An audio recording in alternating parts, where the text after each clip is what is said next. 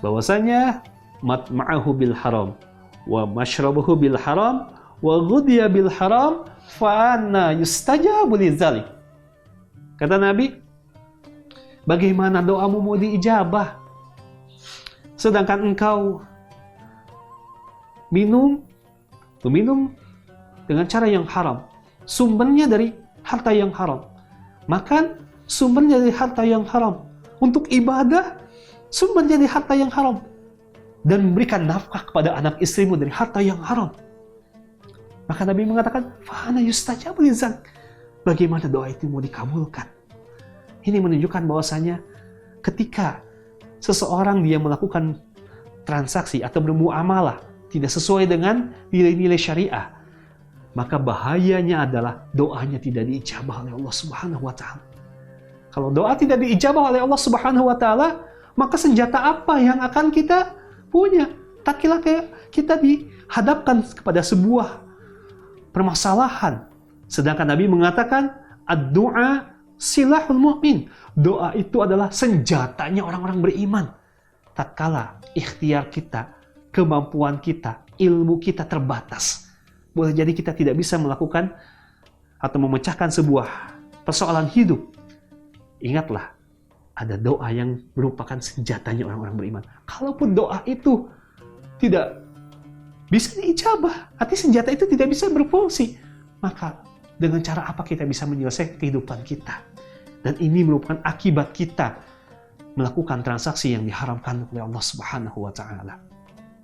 Bahkan dalam hadis lain Nabi mengatakan ad-du'a mukhul ibadah. Doa itu adalah sumsumnya. Doa itu adalah intisarinya ibadah. Sebab itu karena doa merupakan ibadah dan doa sebagai wujud komunikasi antara seorang hamba dengan Rabb-nya, dengan Sang Khalik, dengan Allah Subhanahu wa taala. Ketika doa kita tidak diijabah, na'udzubillah, maka hancurlah kehidupan kita.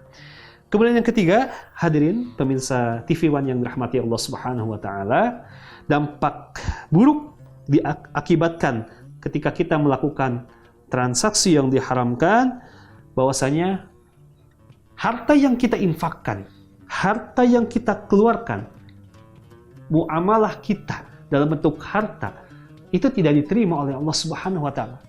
Sebagaimana Nabi SAW mengatakan, innallaha thayyibun la yuqbalu illa thayyiban.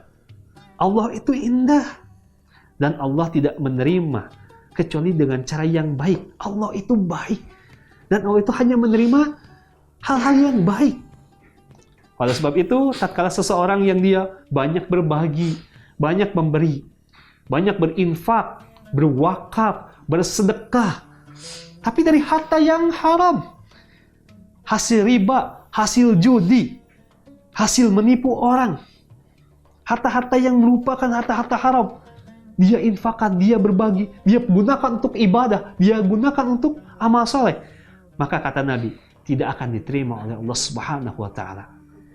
Sufyan Ats-Tsauri, salah seorang salafus salih, mengatakan bahwasanya man anfaqa haraman fit ta'ah, siapa yang dia menginfakkan harta yang haram di jalan ketaatan, ya, dia punya harta itu dia ambil dari harta yang haram, hasil riswah, hasil suap, ya, hasil kezaliman, hasil riba dan sebagainya, dia infakkan di jalan Allah, dia sedekahkan, dia gunakan untuk wakaf, dia gunakan untuk melakukan ibadah haji, ibadah umrah. Kaman tahar saubil baul, kata Sufyan Ats-Tsauri, seperti orang yang dia mencuci pakaiannya yang kotor di tempat yang najis.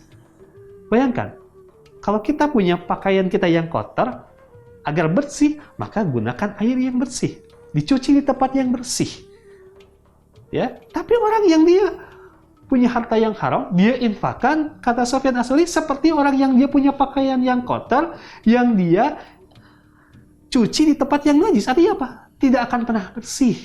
Ini menunjukkan bahwasanya kalau kita ingin berbagi, ya, kita ingin beramal soleh, maka sumbernya harus dari harta yang halal, harus dari harta yang bersih, agar diterima oleh Allah Subhanahu wa taala. Jangan sampai kita melakukan ibadah tetapi sumbernya dari harta yang haram. Na'udzubillah, summa na'udzubillah. Kemudian berikutnya bahwasanya dampak dari kita melakukan transaksi yang haram menjadi salah satu faktor penghalang kita beratnya untuk beribadah, khusyuk untuk melakukan ibadah kepada Allah Subhanahu wa taala. Ketika Allah mengatakan dalam Al-Qur'an, "Ya ayyuhar rasul," wahai para rasul. Di sini Allah menyeru bukan lagi orang-orang beriman tapi para rasul.